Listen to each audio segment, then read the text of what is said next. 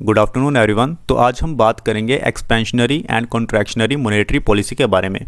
ये कुछ टूल्स होते हैं जिसका इस्तेमाल सेंट्रल बैंक के द्वारा किया जाता है, जैसे कि अमेरिका का सेंट्रल बैंक है, पाकिस्तान का सेंट्रल बैंक है, इंडिया का सेंट्रल बैंक है। तो ये टूल्स का इस्तेमाल करते हैं जिससे कि मार्केट में पैसा डाला जा सके, या फिर अगर ज़्यादा महंगाई हो रही है तो मार्केट में पैसा खींच लिया जाए वापस।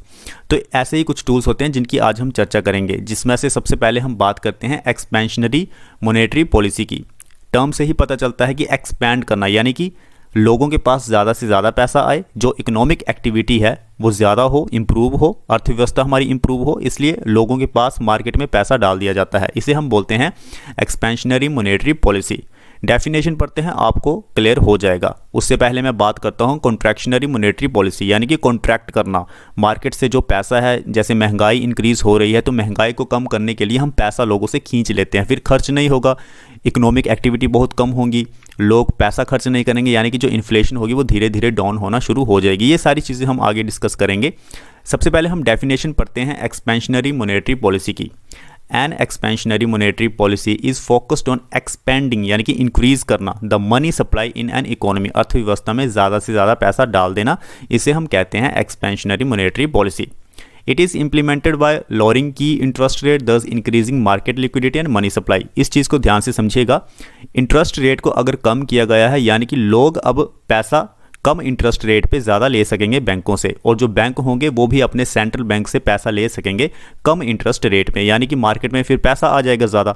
जब लोगों के पास ज़्यादा पैसा आएगा तो वो खर्च करेंगे, इससे जो इकोनॉमिक एक्टिविटी होगी, लोगों को लोन बहुत अच्छे से मिल जाएगा, तो यानी कि ज़्यादा इकोनॉमिक एक्टिविटी होगी, लोग चीज़ों को खरीदेंगे और धीरे धीरे जो हमारी इकोनॉमिक एक्टिविटी है वो इंक्रीज़ होती जाएगी, जो अर्थव्यवस्था है वो अच्छी पोजीशन पे पहुंच जाएगी। उसके बाद आता है expansionary monetary policy. It decreases policy rates, interest rates like repo, reverse repo, MSF, bank rate. इन सब चीज़ों के बारे में हम नेक्स्ट वीडियो में डिस्कस करेंगे। मैं आपको थोड़ा सा बता देता हूं कि ये कुछ टूल्स होते हैं जिसका इस्तेमाल आरबीआई के द्वारा, या जितने भी सेंट्रल बैंक होते हैं दूसरी कंट्रीज़ में, वो इसका इस्तेमाल करते हैं। वो इसमें इन रेट्स को, जैसे रेपो रेट है उसको डिक्रीज़ कर देंगे। मान लो रेपो रेट को डिक्रीज़ किया है तो यानी कि अब जो इंटरेस्ट रेट है वो कम हो गया है, और बैंक जो है वो अब अपने सेंट्रल बैंक से पैसा ले पाएंगे बहुत आसानी से, यानी कि मार्केट में पैसा आ जाएगा।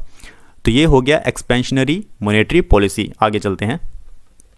Expansionary monetary policy causes an increase in bond prices and reduction in interest rates. जैसे कि हमने अभी डिस्कस किया था कि जो इंटरेस्ट रेट होते हैं उसको रिड्यूस किया जाता है मार्केट में पैसा डालने के लिए। तो इससे क्या होता है कि जो बॉन्ड के जो प्राइसेस होते हैं वो इंक्रीज हो जाते हैं।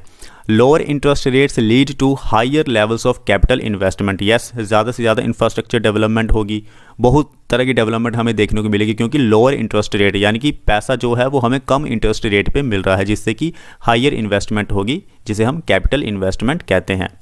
उसके बाद आता है demand for domestic currency falls and the demand for foreign currency rises causing a decrease in the exchange rate. देखिए, हमने इंटरेस्ट रेट को कम कर दिया था, तो उससे क्या होता है, जो हमारी डोमेस्टिक करेंसी होती है वो फॉल हो जाती है, उसकी वैल्यू थोड़ी सी कम हो जाती है, और जो फॉरेन करेंसी होती है उसकी वैल्यू जो है वो इंक्रीज हो जाती है, जिससे कि ओवरऑल हमें एक्सचेंज रेट में डिक्रीज देखने को मिलता है। अगर लोअर एक्सचेंज रेट है, यानी कि एक्सपोर्ट जो होगा हमारी कंट्री से ज़्यादा एक्सपोर्ट दूसरे देशों को होगा, क्योंकि हमारी जो करेंसी है वो अब सस्ती हो चुकी है, तो दूसरे देशों को भारत से सामान लेना थोड़ा सस्ता पड़ेगा, तो इसलिए जो एक्सपोर्ट है वो ज़्यादा हमारे देश से दूसरे देशों को देखने को मिलेगा, और जो इंपोर्ट है वो डिक्रीज हो जाएगा, and the balance of trade to increase.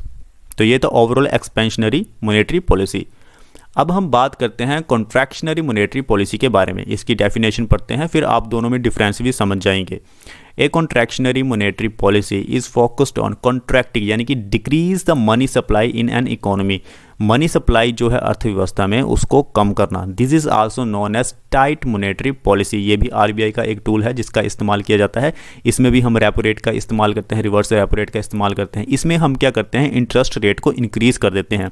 जब हम इंटरेस्ट रेट को इंक्रीज़ कर देंगे तो कोई भी सोचेगा यार कि अब लोन कैसे लिया जाए, इतना ज़्यादा इंटरेस्ट रेट हमें पे करना पड़ेगा, तो कोई लोन नहीं लेगा। तो यानी कि जो मनी सप्लाई है वो कम हो जाएगी, तो इकोनॉमिक एक्टिविटी भी कम होगी, और जो इन्फ्लेशन इंक्रीज़ हो रही थी वो इन्फ्लेशन भी धीरे धीरे डिक्रीज़ होना शुरू हो जाएगी। So a contractionary monetary policy is implemented by increasing की interest rates, thus reducing the market liquidity, जिसे हम मनी सप्लाई कहते हैं। यस, नेगेटिव इफेक्ट होता है इकोनॉमिक ग्रोथ के ऊपर, क्योंकि जब लोग खर्च ही नहीं करेंगे तो इकोनॉमिक एक्टिविटी भी नहीं होगी, तो इकोनॉमिक ग्रोथ पे भी प्रभाव पड़ता है कॉन्ट्रैक्शनरी मॉनेटरी पॉलिसी से। Higher interest rates led to lower levels of capital investment. तो हमने एक्सपेंशनरी पॉलिसी में समझा था कि अगर इंटरेस्ट रेट कम है तो कैपिटल इन्वेस्टमेंट भी ज़्यादा होगा, लेकिन अब इंटरेस्ट रेट ज़्यादा हैं तो यानी कि lower level of capital investment हमें देखने को मिलेगी। जो प्रोजेक्ट्स होते हैं डेवलपमेंट के वो भी कम देखने को मिलेंगे। The higher interest rates make domestic bonds more attractive. अब जो हमारी करेंसी है, जैसे मान लो इंडियन करेंसी है, जो बॉन्ड्स होते हैं वो अब ज़्यादा अट्रैक्टिव हो जाएंगे फॉरेन स्केल से, क्योंकि इंटरेस्ट रेट ज़्यादा इंक्रीज़ हो गए तो उन्हें फ़ायदा मिलेगा। So the demand for domestic bonds rises and the demand for foreign bonds falls. फिर जो फॉरेन बॉन्ड्स की जो वैल्यू होती है वो धीरे धीरे डिक्रीज़ होना शुरू हो जाती है, उनके जो बॉन्ड्स होते हैं उनकी डिमांड कम हो जाती है।